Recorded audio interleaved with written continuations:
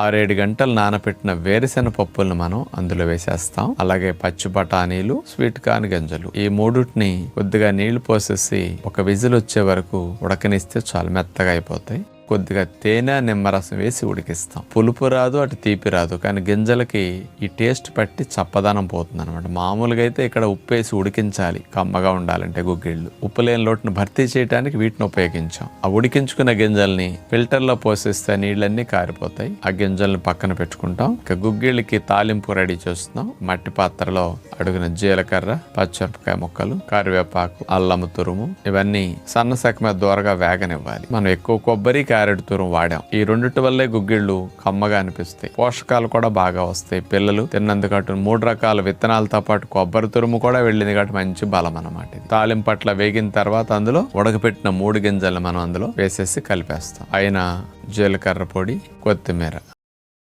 Beetroot దుంపని ముక్కలుగా cut చేసుకుంటాం. ఈ ముక్కల్ని మిక్సీ జార్లో వేసేసి అందులో కొబ్బరి తురుం వేసేసి కొద్దిగా నీళ్లు పోసేసి మెత్తగా గ్రైండ్ చేయాలి. ఫిల్టర్ చేసుకుంటే కొబ్బరి పాలు, బీట్రూట్ జ్యూస్ 2 కలిపి బౌల్లోకి వచ్చేస్తాయి. అలా సిద్ధం చేసుకున్న బీట్రూట్ కొబ్బరి పాల మిశ్రమాన్ని మిక్సీ జార్లో వేసేసి అందులో కార్న్ ఫ్లోర్ వేసాం, తేనె వేసేసి మూత పెట్టేసి బాగా మిక్సీ తిప్పాలి. అవి బాగా కలిసిన తర్వాత ఒక పాత్ర పొయ్యి మీద పెట్టేసి బీట్రూట్ కొబ్బరి పాల మిశ్రమాన్ని అందులో వేసేసి మరగనివ్వాలి. అందులో నీటి శాతం తగ్గిపోయి బీట్రూట్ కొద్దిగా దగ్గరకు వచ్చి అట్లా బుడగలు వచ్చిన తర్వాత అందులో కొద్దిగా యాలక్ పొడిని వేసేసేయాలి. ఇక హల్వా కోసం గరిటెకి అంటుకోకుండా, పాత్రకు అంటుకోకుండా ఆ బీట్రూట్ మిశ్రమం అలా సిద్ధమైన తర్వాత ట్రేలో అడుగున బటర్ పేపర్ వేసేసి దానిపైన పిస్తా ముక్క చెక్క చేసుకున్న వాటిని అందులో అట్లా చల్లేసి దానిపైన ఈ బీట్రూట్ బర్ఫీ మిశ్రమాన్ని పోసేస్తాం. అది కొద్దిగా చల్లారి గోరువెచ్చగా వచ్చిన తర్వాత బీట్రూట్ బర్ఫీ ముక్కల్ని అట్లా కట్ చేసుకుంటాం.